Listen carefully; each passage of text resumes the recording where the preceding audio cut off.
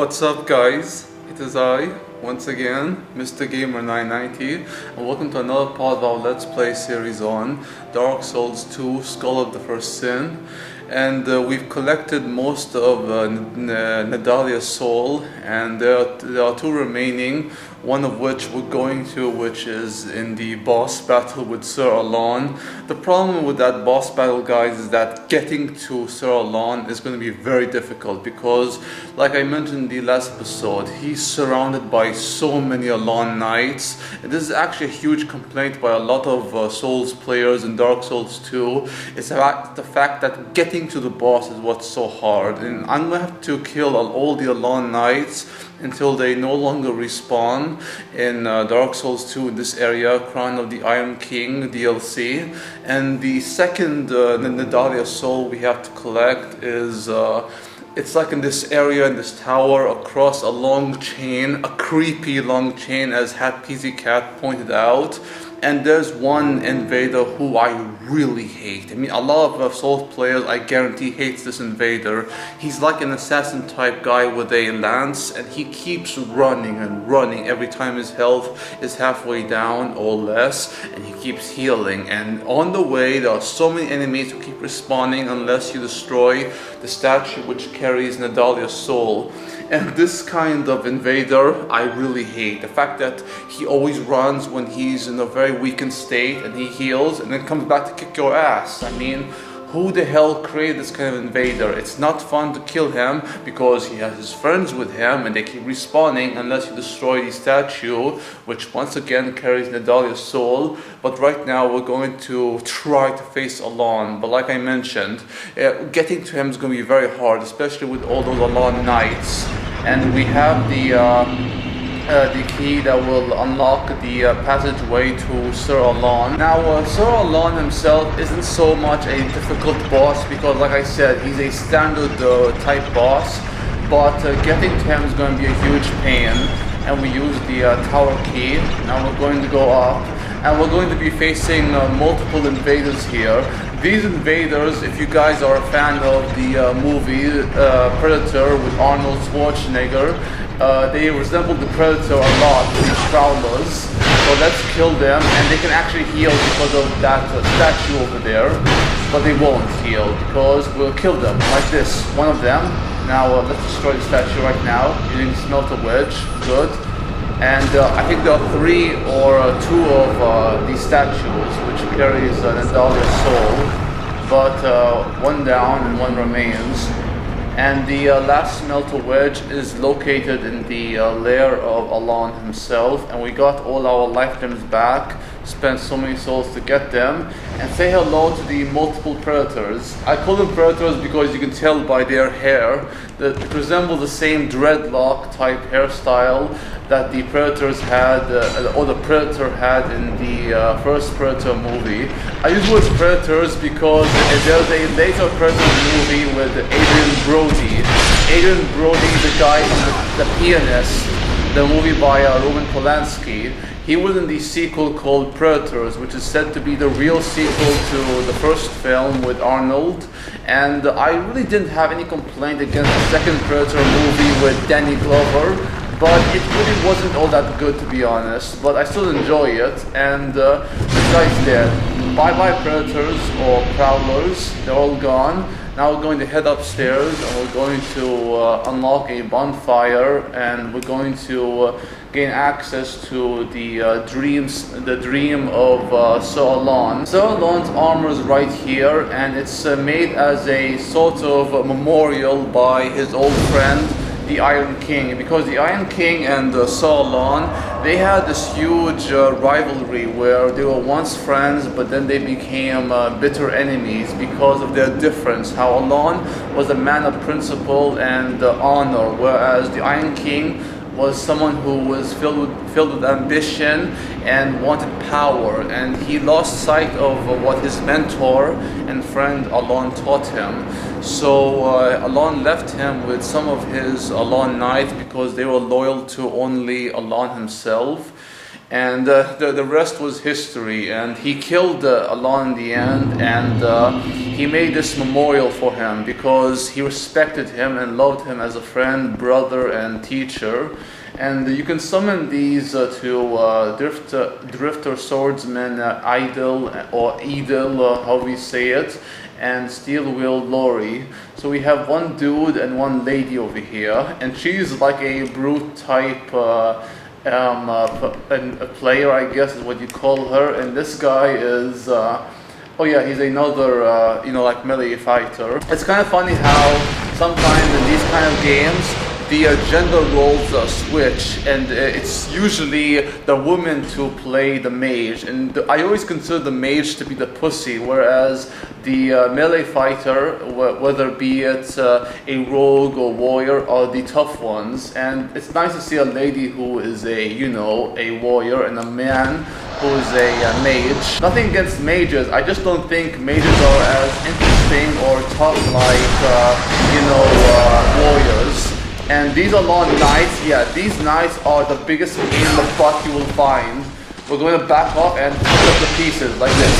Oh yeah. And guys, to be honest, I don't think I'm going to fight Sir Alonne in this episode because I'm going to kill a lot of these Alonne Knights and those giant lizards we just killed. One of them at least. And eventually, in the next episode, we might very likely fight Alonne. Because the thing is, guys, whoever made this this design to this area, he or she or all of them are just friggin' idiots. Because, oh my god, it's so frustrating having to kill them and then eventually get to the boss himself. This is by far the worst level design of Dark Souls 2 and the worst level design in the Soul series, period. But let's kill that giant ass lizard over there, and we're going to collect all the items and kill the Alonne Knights in the process. Guys, I forgot to mention, we have a new skill over here. It's the Forbidden Sun. Now, the Forbidden Sun is like this, what do you say, a kind of giant fireball thing which resembles Gatsu's hand cannon from the anime / manga. It can actually, like, you know, shoot out a giant ball of fire which explodes, and usually when Guts takes out his hand cannon is when he's in a desperate situation, and he always does it when he's up close against the enemies, point blank, and he's very likely to blow your face off, or just your entire body, like this. Let me just back off a bit, and get close, and fire! Like that. Woo! Didn't do much damage, but still, pretty cool. That was kind of pathetic though, the fact that I built up this Forbidden Sun to be dangerous, a very dangerous move of Gatsu, but it ended up being like a failure.